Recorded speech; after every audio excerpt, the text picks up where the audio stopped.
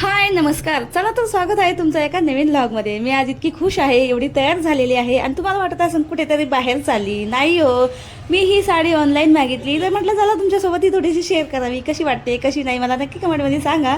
कारण की जेव्हा मी घेतली तेव्हा मला बिलकुल आवडली नाही आणि मी जेव्हा घातली तेव्हा मला इतकी आवडली ना, खरंच इतकी छान साडी मला दिसत होती. आणि त्याच्यावर ब्लाऊजही असंच आहे, पण माझ्याकडे होतं तसं पहिलेच, त्यामुळे मी त्याच्यावरचं ब्लाऊज काही शिवलं नाही. माझंच ब्लाऊज त्याला इतकं परफेक्ट आलं ना, तर म्हटलं चला हेच घालूया.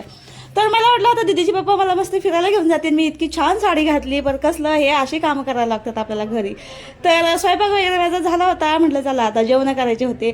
शेवग्याची शेंगाची इतकी छान मी भाजी बनवली होती आणि म्हटलं चला आता जेवण वगैरे करून घेऊया. त्यांनी तर काय मला बाहेर फिरायला नेलं नाही. म्हटलं जाऊ द्या घरीच जेवण करूया. आणि मुलं गेले होते शाळेमध्ये, तर दीदी तिच्या आजीकडे असते, तुम्हाला तर माहितीच आहे. तर मग म्हटलं झाला आता संध्याकाळचा टाईम झाला होता, चहा वगैरे आम्हाला करायची होती. वेगळा दीदी इथं अभ्यास करत होती आणि हे दोघं जण अशी चहाची वाट बघत बसले होते आणि मी इकडं मस्त चहा बनवत होते.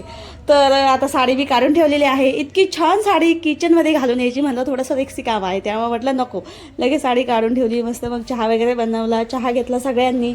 आणि हो, आता मी एवढे मोठे गाजर घेऊन ठेवले होते, मला त्याचं बनायचा होता गाजराचा हलवा, पण तुम्हाला तो उद्याच्या व्हिडिओमध्ये बघायला भेटेल, तर नक्कीच बघा.